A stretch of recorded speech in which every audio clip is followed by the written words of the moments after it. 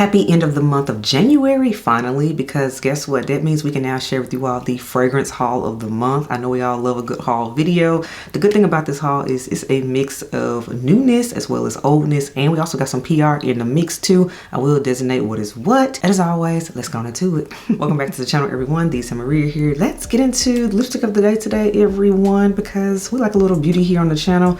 Lipstick of the day is from MAC, and this is Bunnybeams, which is this lavender pinky kind of color. It came out years ago. I will link an alternative because they have never brought this one back, and I wish they would. But as always, everything on my face as well as all the fragrances I showed today and discussed will be linked and tagged below, so you do not have to ask questions about them. Next up, we have fragrance of the day, and you all, it's warmer today and I'm kind of in a springy mood, so I picked one of my spring fragrances, and this is Bond number 9, and this is Bond number 9's New York Flowers. I missed this one. This was a spring staple for me last year. This was a Sunday's Best perfume. All of the classically feminine floral type of scent. This is gorgeous. I need to do your dedicated review because I haven't done so, and I've had you almost a year now. But alas, Bond number 9's New York Flowers is the fragrance of the day. So pretty, not talked about enough.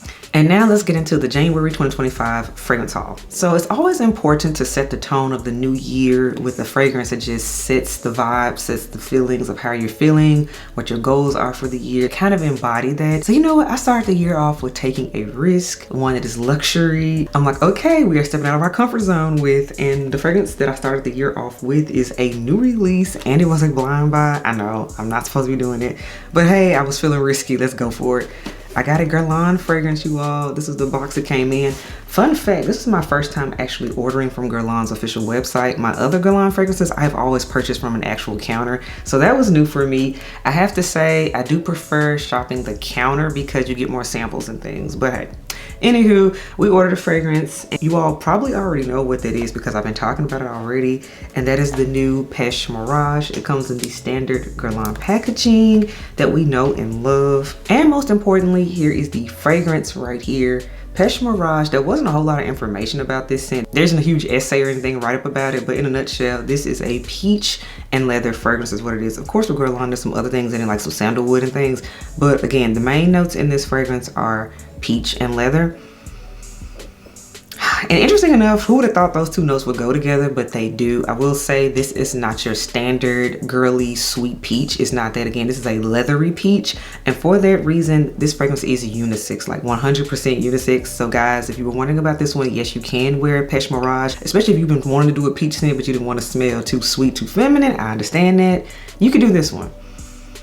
A perfumed luxury take on peach is what it is. That's the House of Guerlain, and I'm actually happy to say that I appreciate this one because Guerlain tends to do, of course, we know vanilla well, but with Pêche Mirage they decided to go in a different direction and try something new, which is give us a peach scent and a perfumed style of peach, not a gourmand peach. So it's not a gourmand scent at all. Again, that leather in here is something serious, and these two blend together. And at different times, at one moment you'll get more peach, and at different times you get more leather. So it does this little bit of a dance between the two. So that's why I say you have to like both of the notes for sure. And the peach is more of a fresher, realistic peach for me. I enjoy this one. This one, yes, it was a blind buy, but it's a blind buy gone well. Now I did buy this, of course, at the dead of winter. I bought Pêche Mirage as soon as it was available online. So this was right after Christmas, going into January. So of course it arrived in January. But I really think this is one I'm gonna enjoy even more when spring gets here, because I think the peach will sing even more, even though you can wear it right now because the leather in it goes with the winter weather. So that's my experience with Pêche Mirage. I'm enjoying it. It kind of turned into like a little mini review, but hey, you all have been asking about it, so here we are. Pêche Mirage from the House of Guerlain is how we started off January. Now this next fragrance, you all knew I wanted it. This one had a buzz going on in the fragrance community, so I'm happy to join in on the hype with this one. You all, from the House of Xerjoff, we got Elle Anniversary. This was kindly sent over to me from Twisted Lily, and I have discussed it in a previous video. You all, Elle Anniversary. This is so pretty. This is one of the most feminine, happy, bubbly scents from the House of Xerjoff I have ever smelled, and I've smelled a ton of Xerjoff. Y'all know this. I have a ton of sampling series videos here on the channel. Definitely check those out if you haven't already. But for those that were looking for like a truly feminine Xerjoff fragrance, Don't have to worry about it. Not unisex, none of that. This is that scent for you all. This is the main box that it comes in when you unbox it.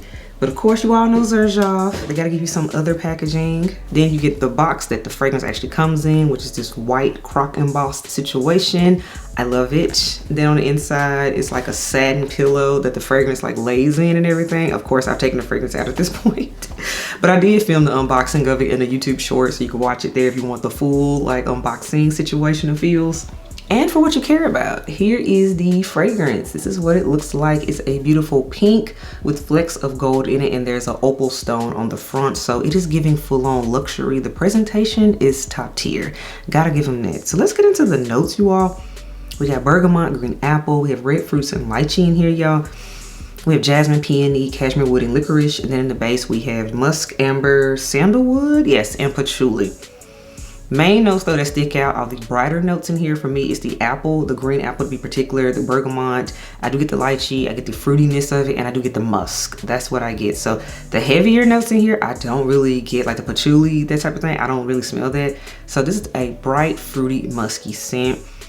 100% feminine, and this one hugs some fabric too in my experience. Now I got it as a New Year's fragrance, however this is another one I feel because of the brightness and happiness, this is going to be everything for spring. I'm just telling y'all that right now. This one right here, smell it, get a sample of it, but this for spring will be everything for your events. And that again is Xerjoff's Elle anniversary. Now this next fragrance is a product of playing in a discovery set, and we love that because you go in looking for one scent and then you discover something else. And this fragrance, y'all, total win of a discovery. This is from the house of Room 15, you all, and this is Sonic Flower. I've heard so many people talk well about this scent. Of course, you all know I also have Wave Child from the brand. Wave Child was kindly sent over to me from the brand, and Sonic Flower was also sent over to me from the brand. This one, I smelled it after testing it, and I was like, oh no, I'm gonna need her.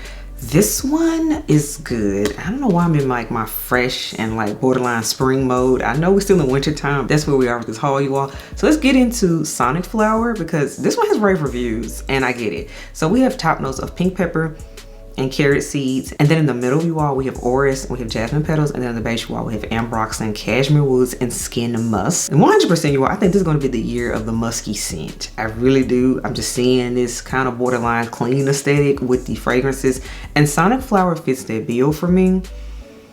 Fruity, musky scent, not so much powdery, but again more so musky. Put it to you this way, if you say like Clean Reserve Radiant Nectar or Clean Reserve Sparkling Sugar, if you love those, you will absolutely love Sonic Flower because this is stronger, 100%. You will love this fragrance if you like those types of scents. You all know I do, but Sonic Flower, this right here is everything. This is one I sprayed it on paper and I was like, oh, okay.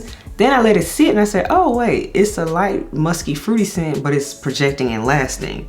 We love that. So, you know, we're always here for those types of scents that have performance. So you all, we have Room 1015's Sonic Flower. Again, thank you to the brand for sending this over to me. Now this next fragrance, we are going back to my roots here on the channel. And if you know, then you know there's a certain house I have the most of, if I'm not mistaken. It's definitely up there. It's either number 1 or number 2 that I have the most of. And that is the house of Bond number 9, you all. I wanted this fragrance. I told you all about it like a year and a half ago, almost 2 years. And I finally picked it up. It was just calling my name. I'm like, you know what? It's about to be spring soon. Let's get it. So I picked up Bond number 9's Central Park South. Now the reason this one is a big deal for me is because this is not a new release. In fact, this fragrance has been out over 10 years at this point from my understanding. So again, this is a deep track. And I smelled it when I had went to a Bond counter just to play in and try some different things when this one has lived rent-free in my head for over a year and a half. And here is the bottle. I picked up a 50 ml of it. Yes, I almost got 100 ml of it, but you all, I recently discovered and realized something. I prefer the 50 ml of Bond number 9 because they travel better. The 100 ml sizes, they are so bulky and take up so much space. Now, some fragrances they have only come in 100 ml, at least when they initially launch. So I get that then they eventually release the 50 ml. Some of them, they go ahead and release the 50 ml in. But as long as there's the 50 ml version of anything, that's what I'm prefer to get. But yes, I got a 50 ml of it. I love this scent. This, y'all, and you all know I smell so many different things. And the fact that something held my attention that long, you know it's good. As soon as it arrived, you all, I bust open the box, sprayed it. I was like, yes. The performance is everything on this one. But let me get into the notes for you all. Whew. Bond does floral so well. So you all, we have top notes of grapefruit flower, blackcurrant buds, and then we have jasmine and lily of the valley in here too. And then the base is woody notes.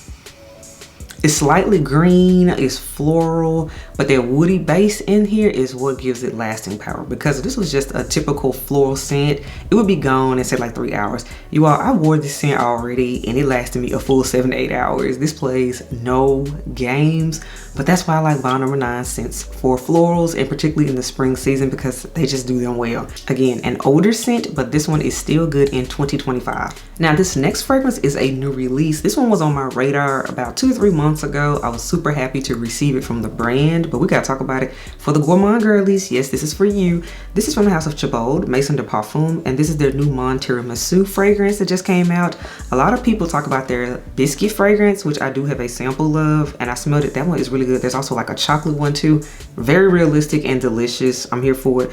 But this new one right here, the Mon Tiramisu. So the Mon Tiramisu is of course a gourmand scent. It's made like the dessert. The main notes they have in it, you all, are Madagascar vanilla in here. There's also cream, there's also coffee, and then we also have chocolate in here too. There's sweet musk, sandalwood as well. And I recently went to a dessert shop, and I have to say this does smell very realistic to the dessert, so they nailed it. Which, to be fair, they do gourmands very well, but they're not so thick and overpowering that they take you out, because I don't want to smell completely like food all the time. I still want a slight perfume element to my fragrances, my gourmands in particular, and this one gives me that. Yes, it's gourmand, it's chocolatey. This is nice. I'm gonna tell you what I'm thinking. This is almost giving me Valentine's Day because there's a chocolate note in here and I get it, and the sweet cream. This is nice, y'all.